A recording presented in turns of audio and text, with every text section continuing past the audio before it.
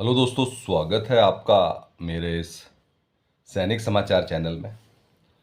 दोस्तों, आज की वीडियो में बात करेंगे सभी केंद्रीय कर्मचारियों के लिए और पेंशनर्स के लिए। दोस्तों, 8वें वेतन आयोग पर बड़ी खबर आ रही है और यहाँ पर जो वित्त सचिव हैं उन्होंने क्लियर कट बताया कि जो 8वें वेतन आयोग पर, जैसा कि आप जानते हैं कि बहुत सारी मीटिंग्स हुई हैं, अलग अलग जो है कैटेगरीज में मीटिंग हुई है, जहाँ पे सभी से राय मांगी जा रही हैं, चाहे वो अर्धसैनिक बल हो, चाहे सैनिकों के लिए, पेंशनर्स के लिए, केंद्रीय कर्मचारियों के लिए, जिसमें कि अभी 2 मीटिंग ऑलरेडी हो चुकी है।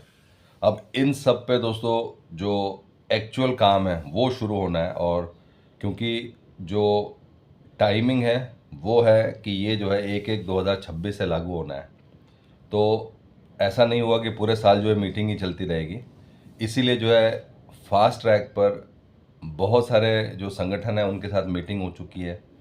बहुत सारे संगठन से जो है प्रस्ताव मांगे गए हैं कि क्या क्या जो है अभी लागू होना चाहिए। और अब दोस्तों जो वित्त सचिव है या व्यय सचिव कह सकते हैं, उनका जो अभी लेटेस्ट इंटरव्यू आ रहा है, उसमें किस तरीके से जो है क्या इसका प्लान होगा 8वें वेतन आयोग का, और क्या क्या इसमें जो है इम्प्लीमेंट होने वाला है, उस पर अब दोस्तों जानकारी आनी शुरू हो गई है। दोस्तों, बात करते हैं आज के इस इम्पोर्टेंट अपडेट के बारे में। अगर चैनल पर पहली बार हैं तो ज़रूर सब्सक्राइब करें।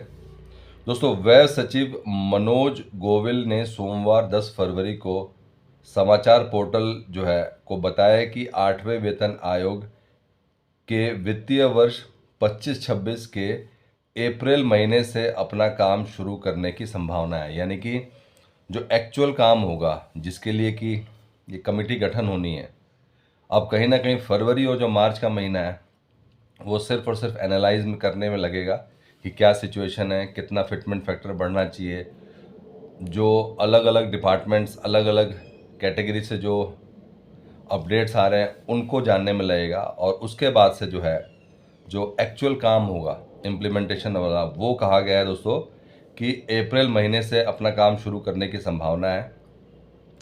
नए पोर्टल की रिपोर्ट अनुसार जो है से हरी झंडी आवश्यकता होगी। रिपोर्ट में ये भी उल्लेख किया गया है कि गोविल ने कहा है कि सरकार को वित्तीय वर्ष 2026 पर 8वें वेतन आयोग के किसी वित्तीय प्रभाव की उम्मीद नहीं है। तो कहीं ना कहीं एक ग्रीन सिग्नल है कि जो 2026 में 8वां वेतन आयोग लागू होना है, उससे कोई वित्तीय प्रभाव, कोई इतना बड़ा फाइनेंशियल बर्डन नहीं पड़ने वाला है। इसीलिए कहीं ना कहीं 8वें वेतन आयोग का रास्ता साफ है। समाचार पोर्टल ने जो है हवाले से बताया कि वित्तीय वर्ष 2026-27 के लिए अगले केंद्रीय बजट में आयोग के वित्तीय प्रभाव के लिए आवंटन भी शामिल होगा, और जो जो इसके लिए नेसेसरी जो स्टेप्स होंगे वो भी इसके अंदर शामिल किए जाएंगे। दोस्तों, ये अभी जो है अप्रैल से जो शुरू होना है उसमें क्या क्या खास बात होंगी, और जो व्यय सचिव का जो इसमें अपडेट है, केंद्र सरकार सभी केंद्रीय सरकारी कर्मचारियों और सेवानिवृत्त कर्मचारियों के वेतन और पेंशन की समीक्षा और करने के लिए 8वें वेतन आयोग की स्थापना पर काम कर रही है। और इसमें दोस्तों जो संशोधन होना है, इसमें एक तो सैलरी में बढ़ोतरी होनी है, दूसरा जो है पेंशन में बढ़ोतरी होनी है।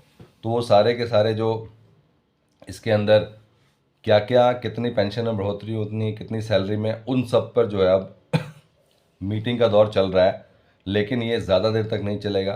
सरकार इसको जो है अब प्रॉपर अप्रैल से इसमें क्या क्या एक्चुअल इम्प्लीमेंटेशन होना है, क्योंकि अभी बहुत सारे अलग अलग लेटर आ रहे हैं जिसमें कि 15 से 20 पॉइंट्स डाले गए हैं।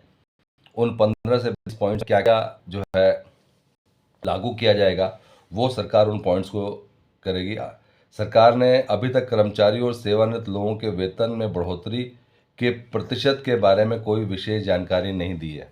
दोस्तों, ये बहुत इंपॉर्टेंट बात है कि कितने परसेंट बढ़ोतरी होगी। जहाँ पे आप देख सकते हैं कि 186%, 100%, वो सब के सब जो है मीडिया रिपोर्ट है।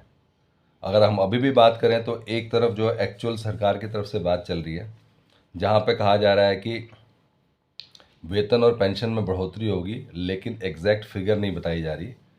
और दूसरी तरफ जैसे बिजनेस टुडे की एक रिपोर्ट में भी कहा गया है कि जो न्यूनतम वेतन है वो 18,000 रुपये से बढ़कर 51,480 रुपये कर दिया जाएगा। और ये दोस्तों वही है जो आपका 2.86 फिटमेंट फैक्टर है। तो कई मीडिया रिपोर्ट ये कह रहे हैं कि 2.86 फिटमेंट फैक्टर होगा, जो एक्चुअल में अगर हम सरकार की तरफ से देखें तो वहाँ पे भी कहा जा रहा है कि मिनिमम 2.10 तो मिलना चाहिए।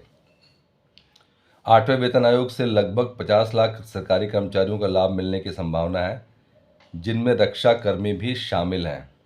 ये आयोग जो है 10 साल, आपको पता है कि हर 10 साल बाद लागू होता है, तो कहीं ना कहीं पे बैंड लेवल 1 से लेकर जो है 10 सबको बेनिफिट मिलने वाला है।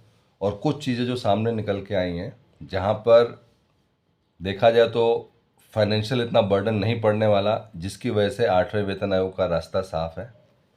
और इसी के साथ साथ दोस्तों जो पे बैंड लेवल जो है 1 से लेकर 10 तक का मर्जर होना है, और जो आपका फिटमेंट फैक्टर है वो 50% जो है डीए मर्ज करने के बाद लागू होगा। तो दोस्तों ये तमाम सारी चीज़ें जो हैं वो अभी डिस्कशन में है, लेकिन एक्चुअल जो इसका इम्प्लीमेंटेशन पार्ट है वो आपका जो है शुरू हो जाएगा अप्रैल महीने में। 8वें वेतन आयोग वेतन मैट्रिक्स केंद्रीय सरकार के कर्मचारियों के लिए लेवल 1 से 10 पर अपेक्षित वेतन, इसमें पूरा का पूरा जो स्टार्टिंग जो है अभी भी बहुत सारे जो है न्यूज़पेपर में मीडिया रिपोर्ट में कहा जा रहा है कि 18,000 से जो है 51,000 होने वाला है।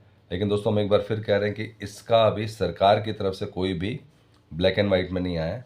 सरकार की तरफ से अभी तक कितने % बढ़ना है वो नहीं है। अभी जो तैयारी चल रही है वो चल रही है कौन कौन से पॉइंट्स को इंक्लूड करना है। और फॉर्मली एक बार ये जो मीटिंग का दौर ख़त्म हो जाएगा तो एक्चुअल काम शुरू होगा। और यहीं पे दोस्तों जो व्यय सचिव हैं उन्होंने इसके बारे में जो पूरी की पूरी डिटेल्स दी है। दोस्तों ये था आज का इम्पोर्टेंट अपडेट सभी केंद्रीय कर्मचारियों के लिए, पेंशनर्स के लिए। अगर वीडियो पसंद आए तो इसको लाइक कीजिए, शेयर कीजिए और सब्सक्राइब करना ना भूलें। Thank you for watching this video.